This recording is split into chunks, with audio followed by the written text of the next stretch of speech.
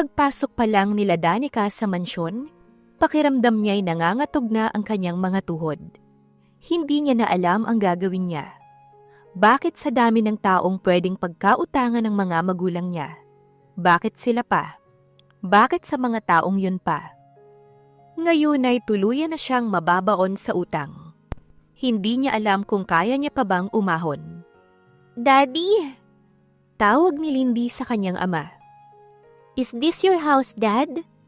"Yes, baby. And it's our house, not only mine. Come, let's get inside. I am sure your grandma and grandpa are very excited to finally meet the both of you. And maybe they are surprised to find out that they have already a grandkids.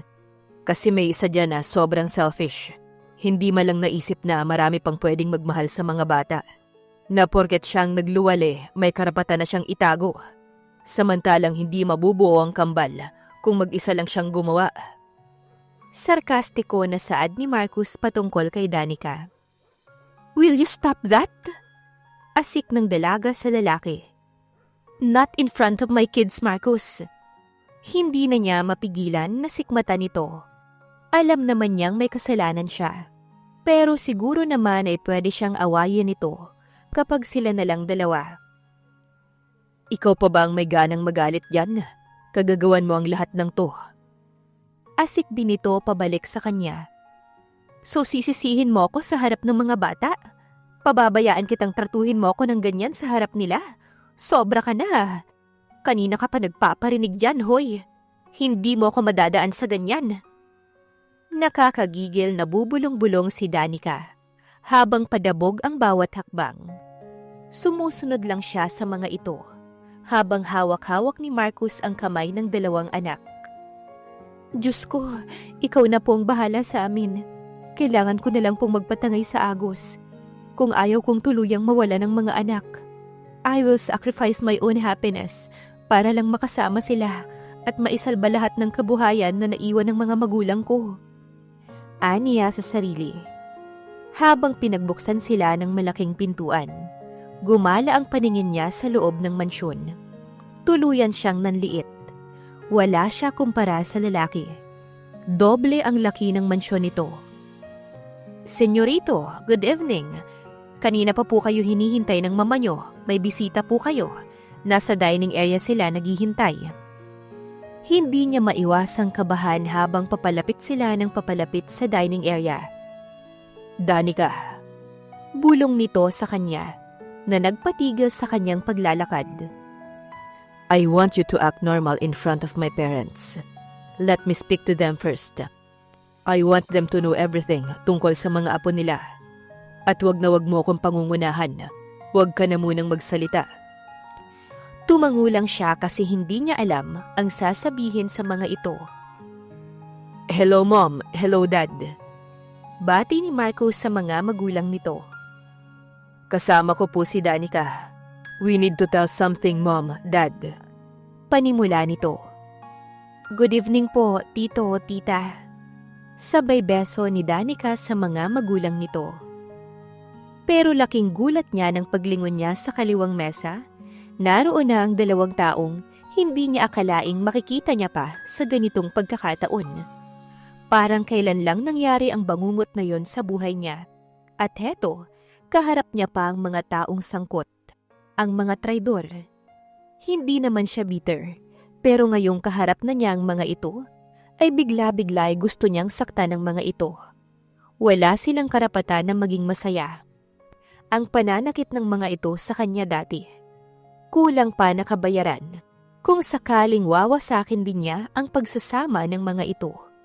Kulang na kulang pa. Pero bakit pa? Hindi nila deserve ang pag-aksayahan ng oras. Aniya sa kanyang sarili. "Tito Arthur, Tita Nilda, hindi niyo naman po sinabi na may bisita po pala kayo?" Pinalambing ng babae ang pagsasalita na parang santa. "Anyway, gusto lang po namin kayong formal na imbitahan sa aming nalalapit na pagpapakasal ng aking fiancé. In behalf of my parents, sana makarating po kayo." "Sige iha, makakarating kami ng asawa ko." Singit ng mama ni Marcus. "Oh, by the way po tita, Pwede ba naming makilala ang mga bisita nyo? Of course, we know Marcos already. Tumitig pa ito sa katabi niyang lalaki na parang may panglalambing na titig. Pero hindi ang mga kasama niya. Sabay titig nito sa kanya na may halong panunuya sa titig pa lang nito. Pero nang balingan ni Danica ang kanyang magaling na ex, kitang-kita niya ang pangungulila na nakasalamin sa mga mata nito.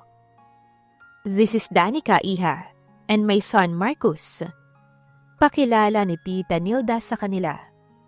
I am sure both of you know him. Hindi lang siya isang CEO sa kumpanya na pagmamay-ari namin. May sarili din siyang businesses like resto bars, restaurants, hotels and resorts.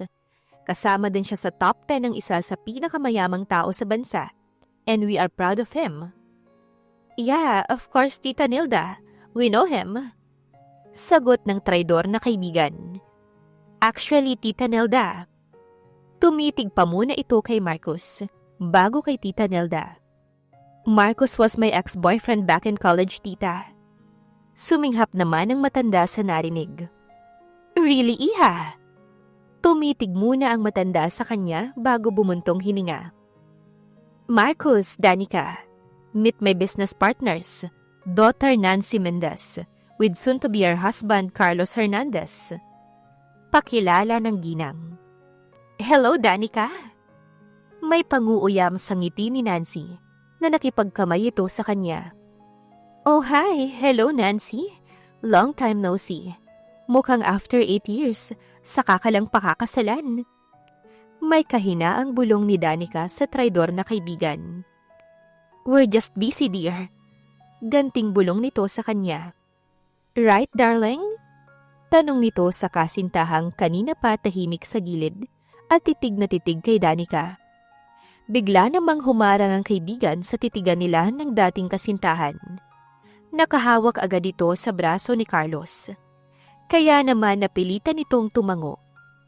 Pero ang titig nito hindi humihiwalay sa kanya na ikinasimangot ni Nancy. Nice to meet you, Danica. Saad ng ex niya sa kanya na parang may kasamang lambing sa mga mata habang nakatitig sa kanya. Pakiramdam niya parang may biglang kakaiba siyang nadarama nang banggitin nito ang mga pangalan niya. Nika ang pangalan na laging ginagamit nito tuwing aasarin siya. She is trying to act normal in front of them. Kaya nagpanggap siyang wala lang ang pagtawag nito sa kanyang nickname. Hello, Mr. Hernandez. Nice to meet you. Pero nagulat na lamang siya nang biglang may nagunahang yumakap sa mga binti niya. Mommy, Daddy, we're hungry now. Biglang saad ng mga anak nila. Nagkatitigan sila ni Marcus, sabay karga nila sa kambal. Tigi-isa sila. Natulala naman ang lahat na nasa dining table. Gusto niya sanang hilain ang kambal, pero huli na dahil kitang-kita niya kung paano sila titigan ng mga magulang ni Marcus. Oh my God! Singhap ng ginang. Marcus, what's this? Gustong-gusto na ng binatang lumubog at lamunin ng lupa. Para siyang kakapusin ng hininga. Pinagpawisan na rin siya ng malamig. Mom, Dad, this lady beside me na anak ng kaibigan niyo ay dati kong girlfriend. What? Magkasabay na bigkas ng mga magulang ni Marcus. Hindi naman nakapagsalita kaagad si Danica dahil sa gulat. Anong kasinungalingan ba ang sinasabi ng lalaking to? Hindi rin siya makaimik. Baka lalo lang lumala kapag pumalag siya sa sinabi nito. Danica was pregnant when I left her para magpunta sa ibang bansa para dun magsanay kung paano magpatakbo ng business. At yun ang gusto niyo ni Dad kaya wala akong nagawa. Huli na nang malaman ko na buntis pala siya sa kambal namin at hindi niya sinabi sa akin dahil ayaw niyang hindi ako makapag-focus sa pag-aaral kung paano patakbuhin ang business natin.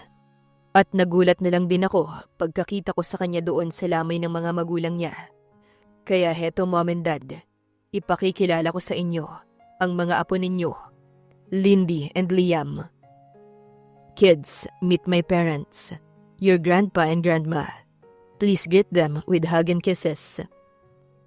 Pero laking gulat nila nang bigla na lamang magsiblas at magpakarga sa lolo at lola ang mga anak na parang dati pa nila itong kilala.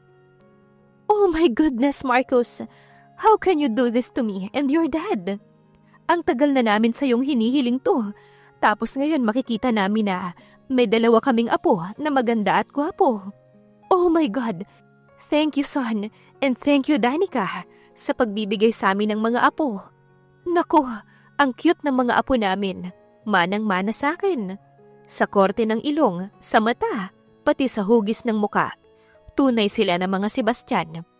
Ngayon ay gusto namin ng papa mo na pag-usapan natin kung kailan ang kasal ninyo. Ayaw naming lumaki sila na hindi kasal ang mga magulang nila. At walang pwedeng humadlang sa desisyon namin ng dad nyo. So, kung may mga karelasyon kayo, it's better kung makipaghiwalay na kayo. Manang Raquel, tawag nito sa mayordoma. Pakiakyat ng mga bata sa kwarto namin at doon sila matutulog. And Danica, since may anak na kayo ni Marcus, doon ka na sa kwarto ng anak ko matulog. Bukas na bukas ay ipakukuha ko ang gamit nyo sa mansyon. Dito na kayo tumira. Ayaw naming malayo sa mga apo namin. Seryoso na saad ni Tita Nelda. Nanlalaki naman ang mga mata ni Danica sa mga naririnig. May pinagmanahan pala talaga tong si Marcus. Basta nagdesisyon na lang ang matanda na hindi man lang tinatanong kung papayag ba siya o hindi. Oops, naku, may mga bisita pa pala tayo. Biglang sambit naman ng ginang. Pasensya na kayo at nakalimutan namin na nasa harapan niyo pa kami nag-uusap tungkol sa kanila. Don't worry, Nancy. Makakarating kami sa kasal ninyo. Sabay akyat na ng mga ito para puntahan ng mga apo. Napanganga si Danica sa mga nangyari. Hindi niya maiproseso agad ang mga naganap. Just like that, she's engaged? Ganon kabilis siyang ikasal? Napasubo siya bigla. Oh my God! Shock siya at hindi makapagsalita. Nginisihan naman siya ng katabing lalaki ng nakakaloko. Good luck, babe. Sabay sunod din ito sa mga magulang. May bisita pa kaya ang mga ito, tapos bigla na lang nagsialisan? Nika. Napalingon ang dalaga kay Carlos na tumatawag sa kanya. Is it true na wala na sila tita at tito? Marahan lamang siyang tumango sa tanong nito. Condolence, Danica. Malungkot itong tumingin sa mukha niya. Mamaya, tatawagan ko sila, Mom. Nasa Canada pa kasi sila. Carlos, no need. Wala na rin namang mangyayari dahil wala na sila. Excuse me, mauna na ako. Aasikasuhin ko pa ang mga anak ko. At pwede na kayong umalis. Pasensya na kayo. Nashock ko yata yung mga tao at bigla na lang nagsialisan at iniwan kayo rito ng walang paalam. Maayos siyang nakipag-usap rito dahil ayaw niyang mag-isip pa ito na bitter pa rin siya sa hiwalayan nilang dalawa. Gusto niyang matawa sa mga hitsura ng mga traidor. Daig pang natuklaw ng ahas na hindi makakilos. Sa nasaksihan a while ago. 10 points. Gusto niyang magbunyi. Parang bigla siyang nakabawi sa ex niya at sa kaibigan dahil hindi makapaniwala ang mga ito sa narinig kanina. Umuwi na ang mga ito nang sabihin niyang papanik na rin siya sa itaas. Napangiti siya ng mapakla. May konti pa rin siyang naramdaman, pero hindi na kasing sakit ng dati. Gigil na gigil siya pagkapasok ng kwarto. Naalala niya kanina na balak sana niyang umuwi sa bahay nila. Masama ang loob niya na hindi man lamang siya tinanong at basta na lamang nagdesisyon ng mga ito na hindi siya tinatanong. Pero nasa gate pa lamang siya ay napasinghap siya nang may biglang humablot sa braso niya. Hindi na siya nakapalag nang basta na lamang siyang ipasa nito na parang sako ng bigas. Ang Marcos na ito'y hindi man lang pumalag sa gusto ng mga magulang niya. At heto, pati ang pag-uwi niya sana sa sariling tirahan ay gusto na rin siya nitong pigilan. Paano na siya nito? Parang gusto na niyang maglupasay sa sahig. Hindi siya pwedeng magpakasal sa lalaking to. Hindi niya ito gusto at lalong ayaw niya sa lalaking to. Mapapasubo siya kapag pinakasalan niya ito. Pero paano naman ang mga anak niya? Kanina'y parang noon lang niya nakita ang kakaibang sigla at kasiyahan sa mga anak niya. Kaya niya bang ipagkait yun? Kung para sa mga anak niya, kaya niyang gawin ang lahat kahit ano, basta maging masaya lang ang mga ito. Kahit kapalit nito ang kalayaan niyang magmahal ng totoo sa taong balak na sana niyang sagutin. Dali-dali na siyang nag-shower habang wala pa si Marcos sa silid. Baka hindi pa sila kinakasal, mabuntis na naman siya. Bigla siyang natigilan sa naisip. May nangyari sa kanila sa mansyon at ang lalaking yun ay hindi nag-ingat. Paano na lang kapag mabuntis na naman ako? Mahirap magsama kung walang pagmamahal sa isa't isa. At ang mga anak nila, paano na pagdating ng araw kung maghihiwalay din naman sila? Kasi magsasawa din ito sa kanya at maghahanap ng iba, yung tunay na magpapasaya rito. Ano ang mangyayari sa akin kapag dumating ang araw na kukunin niya ang mga anak ko? Hindi pwede. Gagawin ko ang lahat para mag-work ang pagsasamang to. Kahit paibigin ko ang masungit na tatay ng mga anak ko, kahit magmukha pa akong desperada. He will fall for me at pag-aaralan ko rin na mahalin siya. Besides, siya lang naman ang nag-iisang lalaki sa buhay ko na pinayagan ko na pakialaman ako. Sa kanya lang ako at wala nang iba. At ngayon ko na uumpisahan. Aniya sa sarili. Nagsabon siya ng maigi at nagbabad sa bathtub ng kalahating oras. Nagtapis lamang siya ng maiksing towel nang lumabas siya ng banyo. Medyo nagulat pa siya pagkalabas niya ay nabungaran niya si Marcos sa labas ng pinto. Anong ginagawa mo dyan? Nauutal na naman si Danica pagkaharap sa lalaking to. Paano ba naman? Grabe to makatitig sa kanya. Bakit nasa labas ka ng banyo? Kung may balak kang sumabay, sana kumatok ka na lang. Panglalambing niya sa lalaking natigilan din sa sinabi niya. Napapangiti siya sa isip niya. Nung makita niyang medyo naningkit ang mga mata nito na nakatitig sa kanya. Are you flirting with me, Danica? What are you talking about, sweetheart? Hindi niya maisip kung saan siya kumuha ng lakas ng loob para asarin ang binata. He chuckled. Ngayon lang siya parang nabatubalani sa harapan ng dalaga. God, she's goodness. Napapalunok si Marcos nang pagmasdan niya ito mula ulo hanggang paa. Kahit may nangyari na sa kanila nung nakaraang araw, parang tila hindi pa sapat yun para sa kanya. You are soon to become my wife, Danica. So if you flirt with me, then I give you all the right to flirt with me. But be sure, sa akin mo lang gagawin yun. If you know how to play, sweetheart, then let's play. Dahil once na nasimulan mo na, hindi na ako makakapayag na hindi mo to tatapusin. You are going to be mine forever, sweetheart. What just happened? Wika ni Danica sa sarili. Bakit parang naging baliktad? Parang siya pa ang nadala sa binata. Sa halip na ito ang paibigin niya. Para siyang napipi. Nakakapanlambot ng tuhod ang mga titig ni Marcos. Napatikim siya at hindi agad makaapuhap ng sasabihin. Mag-shower ka na nga at magbibihis lang ako. Nakairap si Danica sa lalaki. Bago dali-dali siyang pumunta sa walk-in closet para kumuha ng susuotin. Dinig na dinig niya ang tawa ng binata habang papasok ito ng banyo. May pasipol-sipol pa ito sa labi. Napapangiti na rin siya. Masarap sa pandinig niya ang buhay na tawa nito. Parang may humaplos na kamay sa kanyang puso. Not bad. Mukhang hindi naman masamang subukan na pakisamahan ng lalaking yun. Magiging mabuti siyang ama sa mga anak ko. Ang bilis bigla ng tibok ng puso niya dahil sa kaba. Hindi na normal to. Bakit parang nadadala ko sa mga titig pa lang niya sa akin? Am I in love with him already? Or I am just being attracted to him? Kung alin man doon ang totoong nararamdaman ko, that's a good start. Sinuot niya ang pinakamagandang pantulog na nakahanger sa closet. Dali-dali siyang nagpabango bago humiga sa kama. Ginamit niya ang comforter para takpan ang sarili. Bahala na, wala nang atrasan to. Nag-sign of the cross pa siya bago nagpanggap na tulog. Narinig niyang lumabas ang binata ng banyo. Wala pang 5 minuto, naramdaman na niyang lumundo ang higaan sa tabi niya. At lumukob ito sa kaparehong comforter.